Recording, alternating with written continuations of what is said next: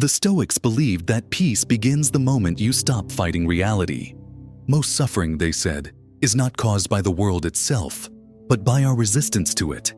The wind blows, and we curse the storm instead of setting the sail.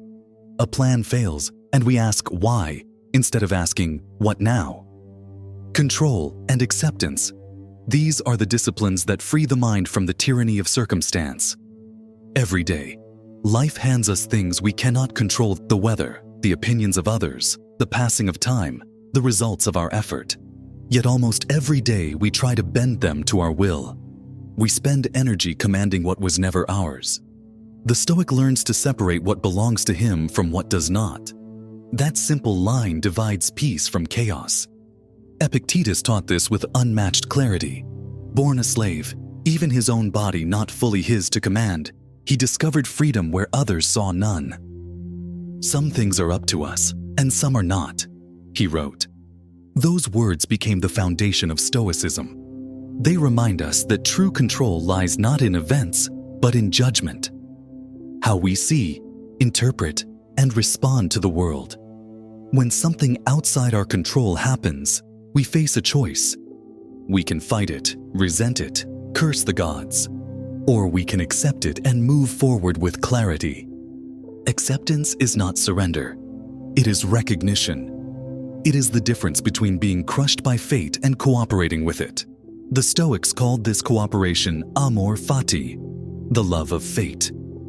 To love fate is not merely to endure what happens, but to embrace it as part of one's story.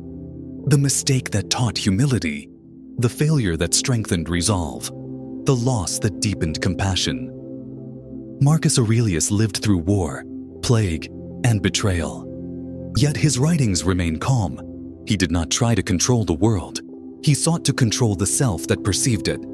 "If you are pained by anything external," he wrote, "it is not the thing that disturbs you, but your judgment about it."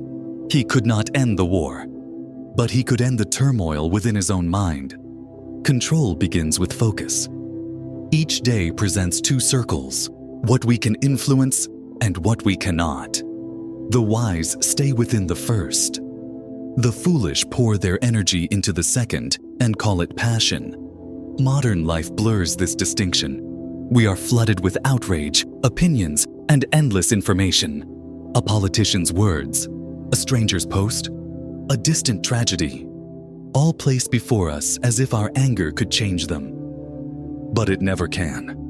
Our power is small, but within that smallness lies enormous freedom. We control our attention, our effort, and our response. And that is enough. To practice control, begin with the small things. You cannot control the rain, but you can choose your attitude as you walk through it. You cannot control whether others praise you, but you can control whether you depend on their praise. You cannot control the length of your life, but you can control its depth. Each time you remember this, you reclaim a piece of your peace. Acceptance is not weakness. It does not mean approving injustice or refusing to act. It means acting from clarity, not illusion. It means bending where bending is wise so you do not break. A tree that refuses to bend snaps in the storm. A wise man yields and rises again when the wind passes.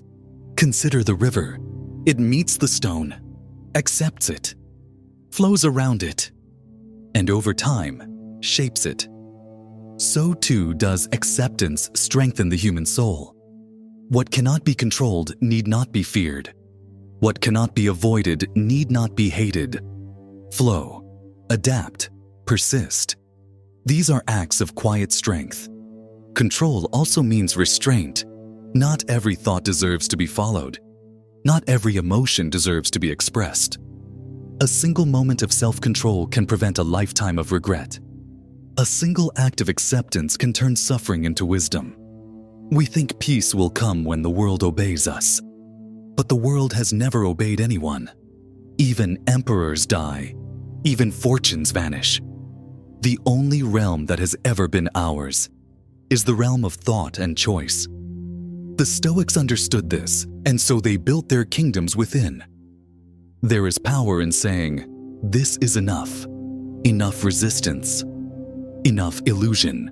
enough fighting what was never in your hands. Acceptance clears the fog. Control sharpens action. Together, they make the soul untouchable. A Stoic does not wish for an easy life. He wishes to be strong enough for a difficult one.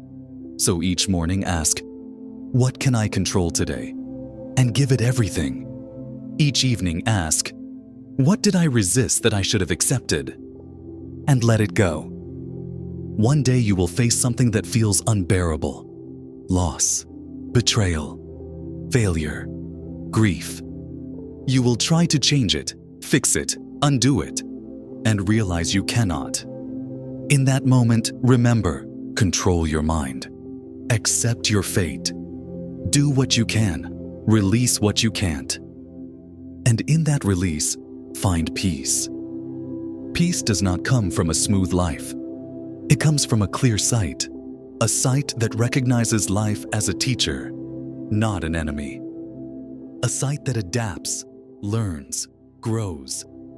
A sight that cannot be shaken. This is the strength of control and acceptance.